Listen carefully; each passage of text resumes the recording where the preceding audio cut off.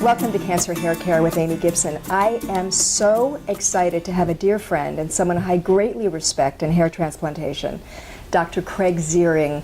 How are you? Welcome. Thank you so much. You. Always a pleasure.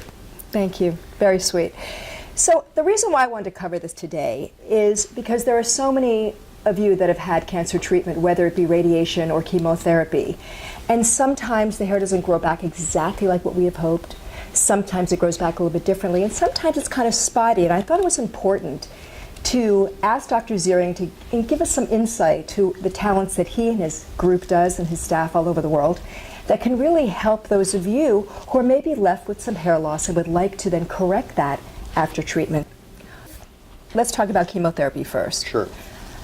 Certain drugs like Taxol and other things will actually cause the hair loss. And you know, I've been a hair loss consultant for years and wig designer. When people come to me, sometimes they'll get a full head of hair, and sometimes it's heavier in one spot and less than the other. I find that the follicle sometimes is damaged from the chemo, especially many times from the radiation, sometimes not. With what you're talking about, is the follicle so damaged that it won't, when you take from the back, right? You're going to take the donor hair in the back. Correct. To put it in the front. If they've had damage at the follicle in the front, will that donor hair work? Yeah, so hair transplants follow the principle of donor dominance. And what that means is it keeps the pattern and program from the back. So if we move the hair from the back to the front, it will grow just as if it was still in the back.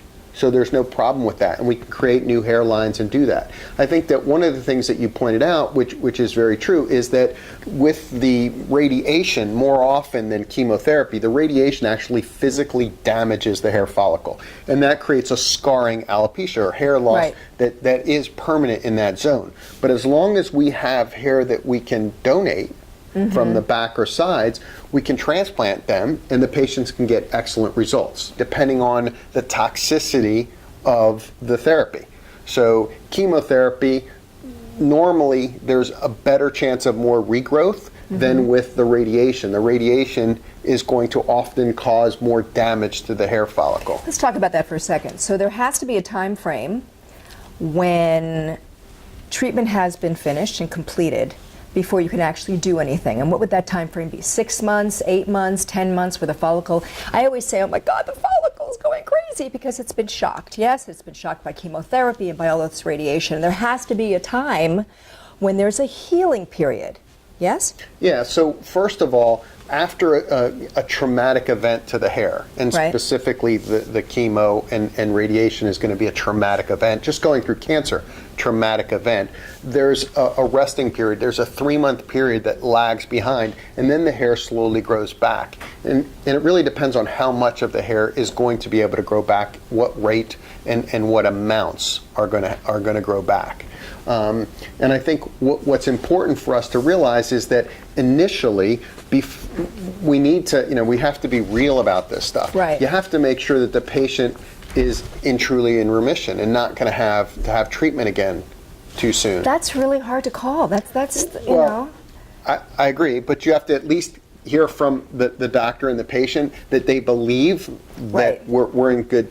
We're in good because standing. Then if not, you're putting it in and then you're getting treatment again, and then why do it? Right, so you don't want to do that. We often can bring back some of this hair with medical therapy. So when you ask about a time frame, first we would try medical therapy, and that medical therapy would be a minoxidil type product, and we use our own Z82, which is an excellent product for getting deep penetration into the scalp and good regrowth, and we have scientific studies that support that. It's a minoxidil product with retinoic acid and oleic acid as well, so that works very well. And then we also use light therapy, and it's not a hot light, it's a low-level light therapy or a laser device that we use, often a cap that's in the wavelength of the diode, so it's in the visible light spectrum. And that, in combination with the topical, can often bring back the hair. And so those are things we'd like to try for at least 6 months, potentially a year, before we go the surgical route. Let's talk about that for a second.